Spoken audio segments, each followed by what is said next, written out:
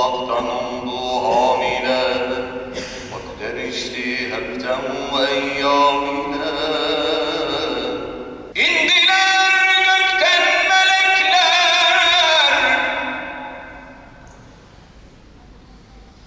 sağ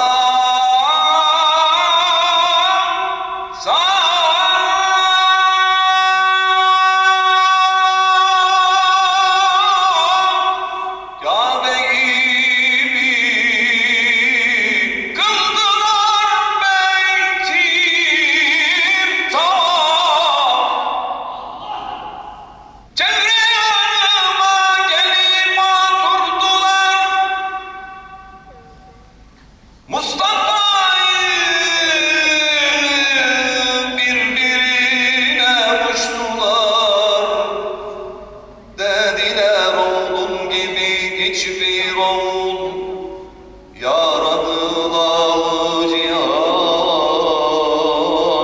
gelmiş değil. Bu senin oğlun gibi kadri cemil. Subhanellezî esrâ bi'abdihi leylen minel mescidil harâmi ilel mescidil aksallezî bâreknâ havlehu linuriyehu min âyâtinâ innehu huves-semî'ul basîr. Sadakallahul azîm. Aziz ve muhterem kardeşlerim, bu mübarek gecede rahmet ve hikmetle dolu Miraç kandilini idrak etmenin hep beraber huzurunu yaşıyoruz.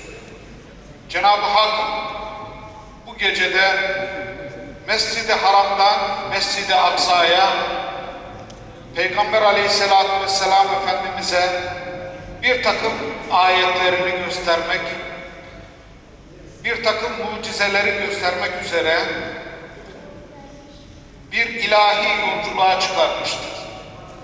Bu Miraç hadisesinin olduğu dönem aslında bizim için, biz Müslümanlar için bize bir takım ibretler ve alacağımız dersleri ihtiva etmektedir. Mekke müşrikleri Allah Resulü sallallahu aleyhi ve sellem Efendimiz'i önce görmezden geldiler. Onu pek dikkate almak istemediler. O yokmuş gibi davrandılar. Ki Peygamber aleyhissalatü vesselam Efendimiz bu davet görevinden sarf nazar etsin. Bundan başarılı olamadılar. Sonra ikinci aşamaya geçtiler.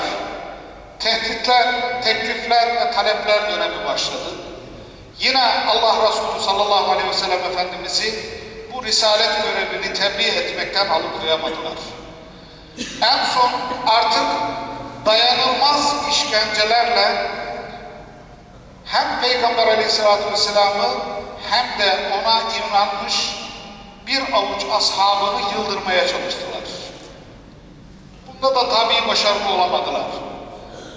Hele son dönemlerde Risaletin 10. yıllarında Peygamber Aleyhisselatü Vesselam Efendimiz bir tarafta Mekke'de kendisinin koruyucusu olan Ebu Talib'i kaybetmişti.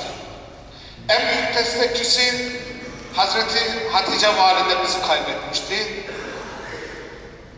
Artık Mekke'den çıkıp Taif'e gitti. Belki orada bu insanları İslam'a davet ederim. Onlar da bu davete icabet ederler diye düşündü. Taif'ten de kovuldu. Tabiri caizse bütün olumsuzluklar üst üste binmeye başlamıştı. Buna ilaveten Mekkeli müşrikler Peygamber Aleyhisselatü Vesselam Efendimiz ve ashabını yıldırmak için bir boykot sürecine başladılar. Mekke'nin küçücük bir alanına sıkıştırdılar ve onlarla bütün insani ilişkileri kestiler. Tabii Müslümanlar çok daraldılar, çok bunaldılar.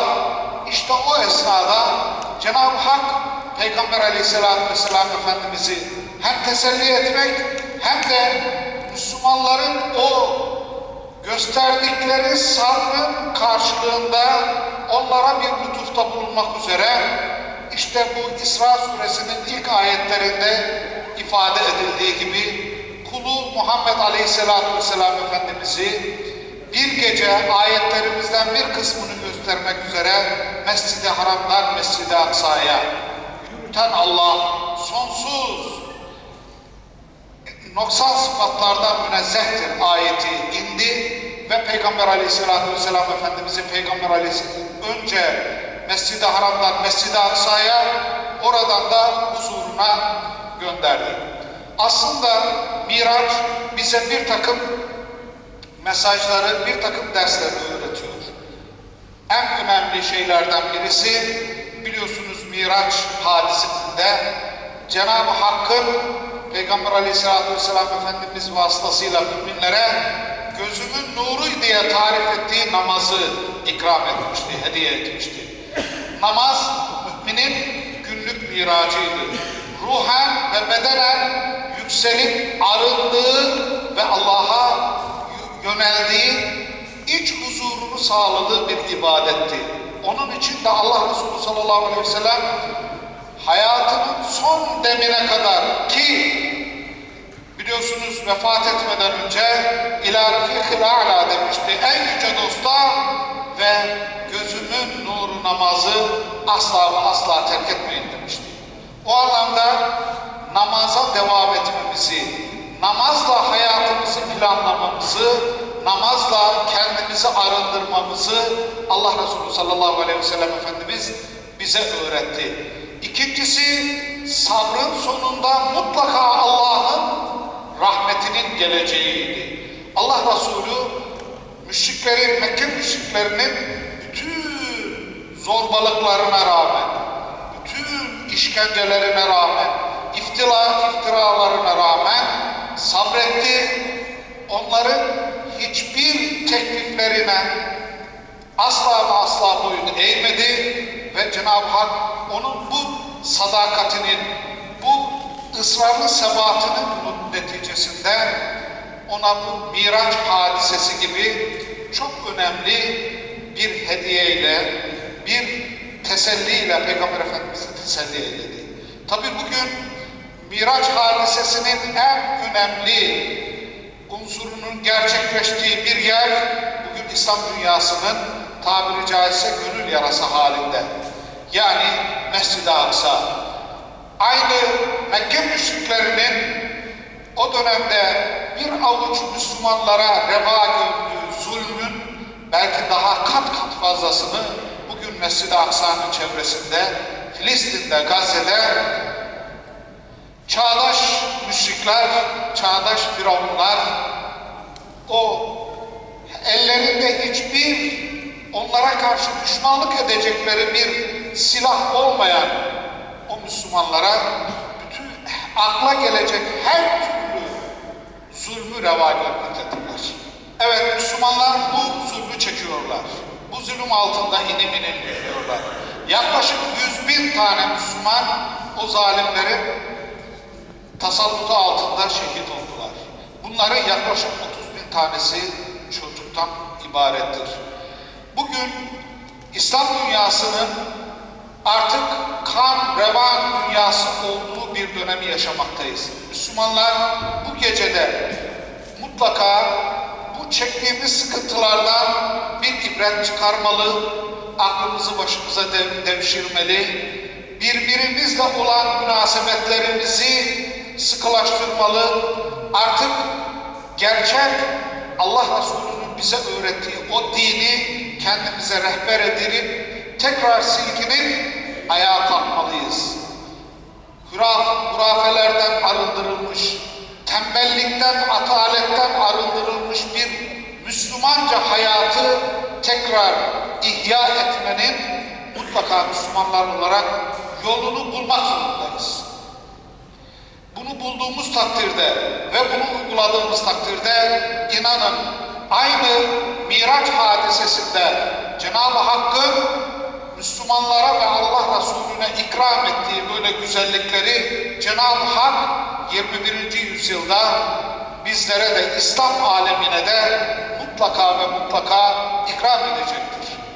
Bu vesileyle bu 3 ayların en güzel günlerinde Miraç gecesini de vesile ederek bol bol hem kendimiz için hem anne babalarımız için hem darda kalmış Müslümanlar için Gazze'de, Doğu Türkistan'da, dünyanın çeşitli yerlerinde zalimlerin zulmü altında inim inim inleyen kardeşlerimizin kurtuluşa ermeleri için